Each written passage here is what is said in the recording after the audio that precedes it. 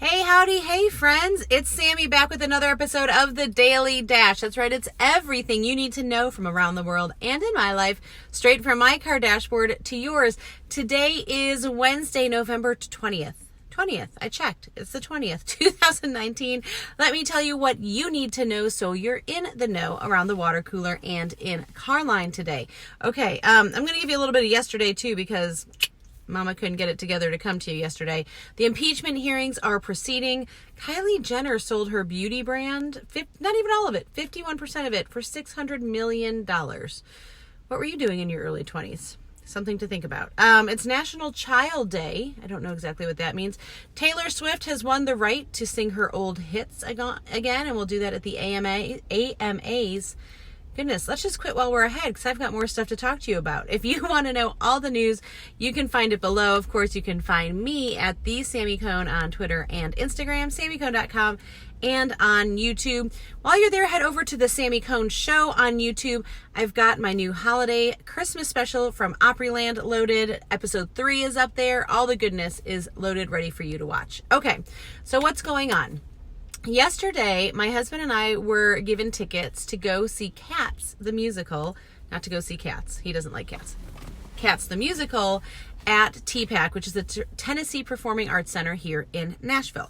Caveat, I had mixed feelings about this. I really did actually wrestle because, one, my mom's from England. I actually saw Cats performed in London back in like the 90s. I mean, this for a time was, I believe, the longest running musical on Broadway. It's by Andrew Lloyd Weber, based off of T.S. Eliot's Old Possum's book for practical cats, his poetry.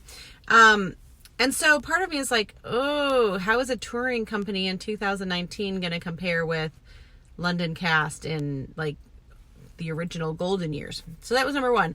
2, my husband has never seen Cats, and he's like, well, what's it about? This is when I would cue like thinking music. It's about cats. I mean, literally, like, I couldn't remember the story. And he's not a fan of felines. Let's just put that out there. Like, I can tell you the songs.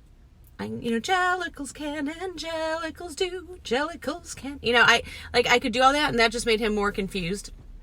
So, anyway, I made him go with me.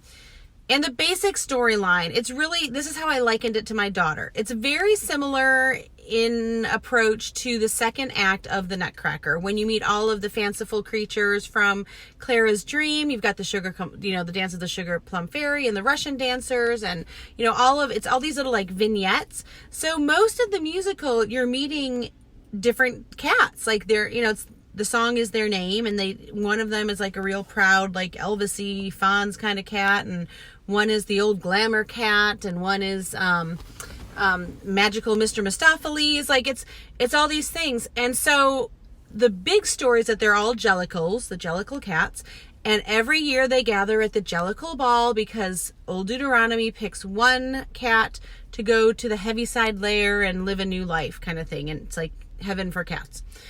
So that's the basic story, but there's really not like a big storyline woven throughout. It's really a lot of these vignette pieces. And I think I heard it best when I was waiting at intermission. I overheard this couple coming out of the bathroom, because that's where you hear all the good stuff. And he said, "This is really a musical for dancers." I was like, yes, that is so well said. Now, the people behind me, when I sat back down after intermission, was like, this is really choreography heavy. And it is, but I love it. So for me, I love to dance. Plus, I love watching dance because I can't like kick my foot over my head, and I can't do there was tap numbers, there was jazz, just almost the Fosse-esque type, dance. It was just so good.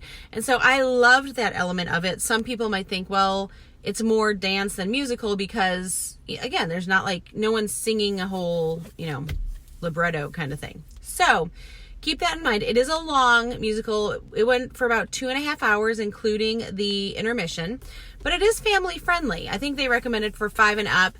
There's nothing that you would not want your kids to see. It's just long, right? And it's not like Frozen the musical. You're not seeing a whole storyline played out. It's cats dancing, but it is a huge cast.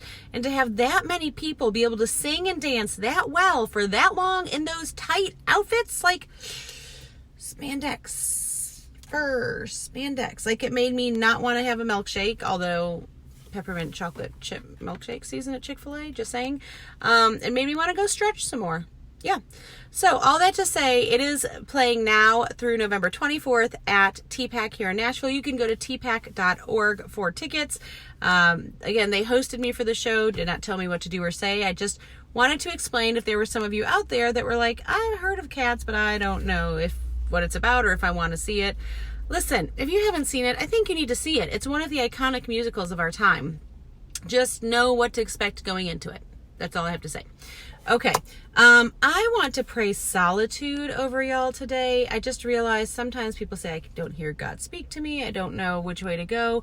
We can't with all the busyness around us. So I just pray that you get even a minute or two to yourself today so you can just quiet yourself before the Lord. Okay, friends, if you have any other questions, leave them below. I will do my best to answer them. Otherwise, I hope you have a great day. Make sure you make it great, and do not wait to tell someone you love how you feel about them. Bye, friends.